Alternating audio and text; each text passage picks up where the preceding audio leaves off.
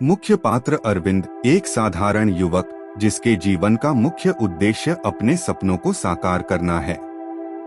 अरविंद एक छोटे से गांव में पैदा हुआ था। वह हमेशा से महत्वाकांक्षी था और उसे यकीन था कि अगर मेहनत की जाए तो असंभव भी संभव हो सकता है।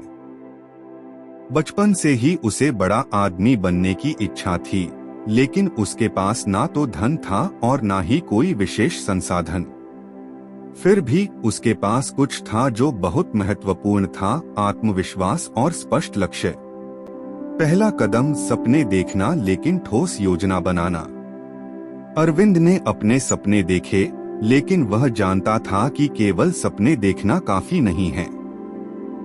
वह जानता था कि उसे उन सपनों को हकीकत में बदलने के लिए एक ठोस योजना बनानी होगी। उसने सबसे पहले अपने जीवन के लक्ष्य तय किए, एक अच्छी नौकरी, अपने परिवार के लिए बेहतर जीवन और समाज में अपनी पहचान बनाना। पहला सबक, सपने तभी सफल होते हैं जब उनके साथ ठोस योजना हो।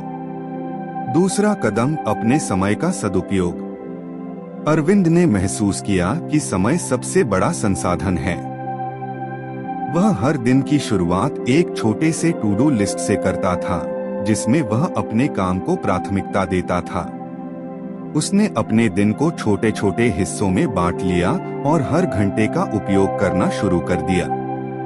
वह उन लोगों से दूर रहने लगा जो उसका समय बर्बाद करते थे और केवल उन गतिविधियों पर ध्यान देने लगा जो उसे उसके लक्ष्य के करीब ले जाएं।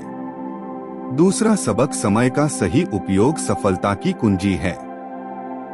तीसरा कदम, दृढ़ संकल्प और अनुशासन। अरविंद को जल्दी ही समझ में आ गया कि केवल योजना बनाना और समय का सदुपयोग करना काफी नहीं है। उसके रास्ते में कई बाधाएं आईं, कभी असफलता, कभी आलस, कभी नकारात्मक सोच। लेकिन उसने हार नहीं मानी। वह रोज सुबह जल्दी उठता, योग और ध्यान करता और अपने दिमाग को सकारात्मक बनाए रखता। वह हर असफलता को एक सीख की तरह देखता और हर नकारात्मक परिस्थिति को एक अवसर के रूप में बदल देता। वह हमेशा खुद को अनुशासित रखने की कोशिश करता और जो उसने ठान लिया था उसे पूरा करके ही दम लेता।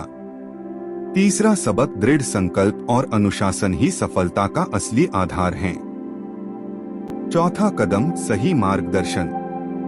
एक दिन अरविंद ने एक अनुभवी व्यक्ति से मुलाकात की जो एक सफल व्यवसायी था।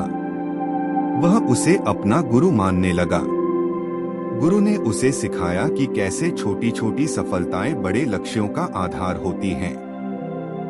उन्होंने उसे यह भी बताया कि सफलता केवल मेहनत से नहीं, बल्कि सही दिशा में मेहनत करने से मिलती है। गुरु की सीख ने अरविंद के जीवन की दिशा बदल दी।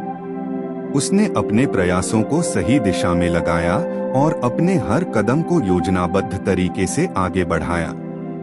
चौथा सबक, सही मार्गदर्शन और अनुभव का महत्व अनमोल है। पांचवा कदम, दूसरों की मदद करना। अरविंद ने अपने गुरु से यह भी सीखा कि केवल खुद के लिए जीना पर्याप्त नहीं है। उसने अपने जीवन में दूसरों की मदद करने का प्रण लिया। वह अपने गांव के बच्चों को मुफ्त में शिक्षा देने लगा और अपने अनुभवों को बांटने लगा। इससे न केवल उसकी आत्मा को संतोष मिला, बल्कि उसके जीवन में सकारात्मक ऊर्जा भी आई।